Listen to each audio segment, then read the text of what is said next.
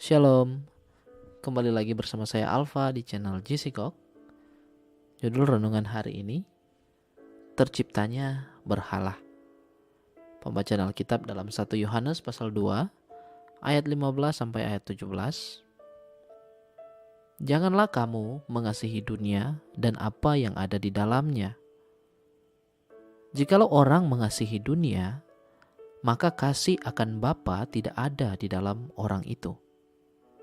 Sebab semua yang ada di dalam dunia, yaitu keinginan daging dan keinginan mata serta keangkuhan hidup, bukanlah berasal dari Bapa, melainkan dari dunia.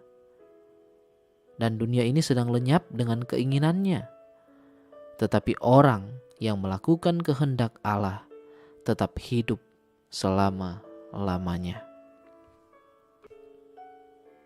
Kita yang hidup di zaman ini mungkin sulit memahami bagaimana bangsa Israel di Alkitab selalu jatuh ke dalam penyembahan berhala.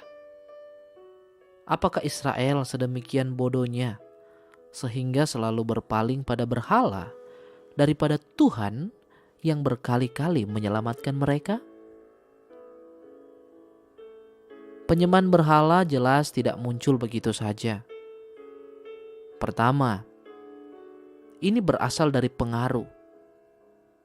Israel hidup di antara bangsa yang menganggap menyembah banyak ilah lebih unggul daripada hanya menyembah satu saja. Kedua, penyembahan berhala juga tidak mewajibkan standar ketaatan dan moral seperti Allah Israel. Prostitusi berkedok penyembahan banyak terjadi. Demikian juga pesta pora dan kekejaman. Ketiga, karena penyembahan berhala telah jadi bagian dalam tiap aspek hidup bangsa-bangsa asing itu, maka saat menang perang misalnya, hal itu dikaitkan dengan dewa perang mereka. Saat panennya berhasil, itu dikaitkan dewi panen mereka, dan seterusnya. Israel pun tergoda memandang hidup secara parsial seperti itu. Mereka hanya melihat satu sisi saja. Dari sinilah muncul yang namanya iri hati, tidak bersyukur, dan bertindak bodoh dengan melupakan Tuhan. Jika melihat hal-hal yang saya sebutkan tadi, kita bisa melihat bahwa hal-hal itu pun bisa terjadi di dalam kehidupan kita saat ini.